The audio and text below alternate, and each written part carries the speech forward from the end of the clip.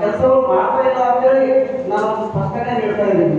ನಾನು ಈಗಾಗಲೇ ಸಮಾಜ ಸೇವೆ ಮಾಡುತ್ತಂತೇಳಿ ಕೆಲವೊಂದು ಹಳ್ಳಿಗಳಿಗೆ ನಾನು ಚರಂಡಿ ವ್ಯವಸ್ಥೆ ಆಗಿರ್ಬೋದು ಅಥವಾ ಕುಡಿಯುವ ನೀರಿನ ವ್ಯವಸ್ಥೆ ಆಗಿರ್ಬೋದು, ಅಲ್ಲಿರ್ತಕ್ಕಂಥ ಶಾಲೆಗಳ ಅಭಿವೃದ್ಧಿ ವ್ಯವಸ್ಥೆ ಆಗಿರ್ಬೋದು, ಕೆಲವೊಂದು ನಾನು ಸೋಷಿಯಲ್ ಮೀಡಿಯಾದಲ್ಲಿ ಫೇಸ್ಬುಕ್ ಮತ್ತು ಇನ್ಸ್ಟಾಗ್ರಾಮ್ಗಳು ಆಗ್ತಾ ಇದ್ದೀನಿ. ದಲಿತರ ಮೇಲೆ ದಲಿತರ ದೌರ್ಜನ್ಯ. ನನ್ನ ಹೆಸರು ವಿಜಯಕುಮಾರ್ ರಾಮಲಿಂಗಪ್ಪ ಹುಡುಗಿ ಅಂತ ಹೇಳಿ. ದಲಿತರ ಮೇಲೆ ದಲಿತರ ದೌರ್ಜನ್ಯ ಅಂದ್ರೆ ಬುದ್ಧಿಜೀವಿಗಳು ಸ್ವಲ್ಪ ಡೆವಲಪ್ಮೆಂಟ್ ಆಗಿರ್ತಕ್ಕಂಥ ವ್ಯಕ್ತಿಗಳು ಕೆಳವರ್ಗದ ಮೇಲೆ ದಬ್ಬಾಳಿಕೆ ಮಾಡುವುದು. ಯಾವ ರೀತಿ ದಬ್ಬಾಳಿಕೆ ಅಂತಂದ್ರೆ, ನಾವು ಒಂಥರ ಕೆಳಗಿಂದ ಮ್ಯಾಕ್ ಹೋಗೋದಂದ್ರೆ ಅಲ್ಲೇ ಕಾಲಿಂದ ಕೆಳ ಹೋಗ್ತಾ ಪ್ರಯತ್ನ. ನನಗೆ ಬಹಳ ದುಃಖದ ಸಂಗತಿ ಅಂತ ಅನಿಸ್ತಾ ಇದೆ. ಯಾಕಂತಂದ್ರೆ ನಾನು ಈಗಾಗಲೇ ಬಹಳಷ್ಟು ಜನ ನಿನಗೆ ಎದಬೇಕು ಊರು ಹೊಸದಾಗಿ ಕೆಲಸ ನೀನು ಒಬ್ಬನೇ ಇದೆಯೇನೋ ಅಂತಕ್ಕಂಥ ಪ್ರಶ್ನೆಗಳು ಮಾಡ್ತಾ ಇದ್ದಾರೆ. ಹಾಗಾದ್ರೆ ನನಗೆ ಸ್ವಾತಂತ್ರ್ಯವಾಗಿ ನಮ್ಮ ಬಾಬಾ ಸಾಹೇಬ್ ನನಗೆ ಅಂಬೇಡ್ಕರ್ ಅವರು ನನಗೆ ಕಾನೂನು ಕೊಟ್ಟಿಲ್ಲ ಅಥವಾ ಸ್ವಾತಂತ್ರ್ಯ ಹಕ್ಕು ನನಗೆ ಇಲ್ಲ ಅಂತೇಳಿ ನನ್ನೊಂದು ಪ್ರಶ್ನೆ. ನಾನು ಸ್ವಾತಂತ್ರ್ಯವಾಗಿ ನನ್ನ ಬದುಕೋದು ನಾನು ರೆಕ್ಕೆ ಬಿಚ್ಚಿಕೊಂಡು ಆಡೋ ವ್ಯವಸ್ಥೆ ನನಗೆ ಕಾಣಿಸ್ತಾ ಇಲ್ಲ. ಯಾಕಂದ್ರೆ ನಾನು ಒಬ್ಬ ಮೂಲತಃ ಕೆಳವರ್ಗದ ವ್ಯಕ್ತಿ.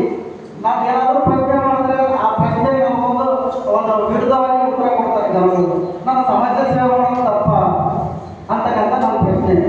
ನಾನು ಸಮಾಜ ಸೇವೆ ಮಾಡೋದು ನನಗೆ ಮೀರಿದಲ್ಲಿ ನಂದೇನು ಸಮಾಜದಲ್ಲಿ ಆಗುವ ಘಟನೆಗಳು, ವಿದ್ಯಾರ್ಥಿಗಳು ಯಾವ ರೀತಿ ಬಡತನದಲ್ಲಿ ಅವರು ಕಲಿತಾ ಇದ್ದಾರೆ ಅಂತರಿಗೆ ಸೇವೆ ಮಾಡ್ತಕ್ಕಂಥ ಕೆಲಸ, ನಾನು ನೇರವಾಗಿ ಅಧಿಕಾರಿಗಳಿಗೆ ಲೋಪದೋಷಗಳು ತೋರಿಸ್ತಾ ಇದ್ದೇನೆ ಹೊರತು ನಾವು ಯಾರದೇ ವಿರುದ್ಧವಾಗಿ ನಾನು ಅವರಿಗೆ ಕೆಟ್ಟ ಒಂದು ಭಾವನೆಗಳು ನಾನು ಹೇಳ್ತಾ ಇಲ್ಲ. ದಯವಿಟ್ಟು ದಲಿತರ ಮೇಲೆ ಈ ಥರ ಯಾರಾದರೂ ಬೆಳೀತಾ ಇದ್ದಾರೆ ಅವರಿಗೆ ಪ್ರೋತ್ಸಾಹ ಕೊಡಿ ಅಂತಕ್ಕಂಥ ಮಾತು ನಾನು ಹೇಳ್ತಿರೋದು ನಿಂತಲ್ಲಿ. ನಮಗೆ ಭಾಳಷ್ಟು ದುಃಖದ ಸಂಗತಿ ಇದು. ಭಾಳ ಅನ್ಯಾಯ ಅನಿಸ್ತಾ ಇದೆ. ನಮ್ಮ ಮೇಲೆ ನಮ್ಮನ್ನು ದೌರ್ಜನ್ಯ ಮಾಡ್ತಾ ಇದ್ದಾರೆ.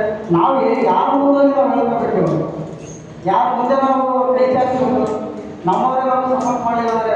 ಭಾಳ ಒಂದು ದುಃಖದ ಸಂಗತಿ ಅಂತೇಳಿ ನಾನು ಮಾತಾಡಲಿಕ್ಕೆ ಅವಕಾಶ ಮಾಡಿಕೊಟ್ಟಿರ್ತಕ್ಕಂಥ ಮತ್ತೊಮ್ಮೆ ನಮ್ಮ ಅಧಿಕಾರಿಗಳಿಗೆ ಒಂದು ಇವತ್ತು ಕರ್ನಾಟಕ ಅಲ್ಲ ಇಡೀ ಭಾರತದಲ್ಲಿ ಒಂದು ನಮ್ಮ ದೇಶ ಕಾಯುವ ಸೈನಿಕರು ಮತ್ತು ದೇಶದ ಒಳಗಡೆ ನಮ್ಮ ಪೊಲೀಸ್ ಇಲಾಖೆಯವರು ಇಲ್ಲ ಅಂತಂದ್ರೆ ಇವತ್ತು ದೇಶ ಯಾವ ರೀತಿ ಇರ್ತದೆ ಅಂದ್ರೆ ಒಬ್ರಿಗೊಬ್ರು ಮನೆಯಲ್ಲಿ ಅಣ್ಣ ತಮ್ಮ ಹೊಡೆದಾಡಿ ಒಂದೇ ಒಂದು ಜೀವಿ ಈ ಭೂಮಿ ಮೇಲೆ ಬದುಕಲಿಕ್ಕೆ ಸಾಧ್ಯನೇ ಇಲ್ಲ. ಈ ಎರಡು ವ್ಯಕ್ತಿಗಳು ಇಂಪಾರ್ಟೆಂಟ್, ನಮ್ಮ ದೇಶದ ಕಾಯ್ತಕ್ಕಂಥ ವ್ಯಕ್ತಿಗಳು. ಇಂಥ ವ್ಯಕ್ತಿಗಳಿಗೆ ಯಾವುದೇ ರೀತಿ ನಾವು ಚೆನ್ನಾಗಿದ್ರೆ ಯಾವುದೇ ಒಂದು ಕೇಸು ಪೊಲೀಸ್ ಸ್ಟೇಷನ್ದಲ್ಲಿ ಇರಲ್ಲ. ನಾವು ಕರೆಕ್ಟ್ ಆಗಿದ್ರೆ ನಾವು ಇಷ್ಟೆಲ್ಲ ಸ್ಕೂಲಲ್ಲಿ ಯಾವುದೋ ಒಂಥರ ಬೋಧನೆ ಮಾಡಿದಾಗ ಅಲ್ಲಿರ್ತಕ್ಕಂಥ ಸಮಾಜ ಸೇವೆ ಹಿಂಗೆ ಮಾಡ್ತೀನಿ ಹಂಗೆ ಮಾಡ್ತೀನಿ PC ನಾವೆಲ್ಲ ನೋಡ್ಕೊಂಡು ಬಂದಿರ್ತೀವಿ. ಆದರೆ ಮುಂದೆ ಹೋಗ್ತಾ ದಿನಗಳಲ್ಲಿ ಯಾವ ಥರ ನಾವು ಸೋಮೇರಿಗಳಾಗ್ತಾ ಇದ್ದೀವಿ, ಯಾವ ಥರ ನಾವು ಒಂಥರ ನಮಗೆಲ್ಲ ಅಸ್ತವ್ಯಸ್ತ ಕಾಣ್ತಾ ಇದ್ದೀವಿ ಈ ಥರ ವ್ಯವಸ್ಥೆ.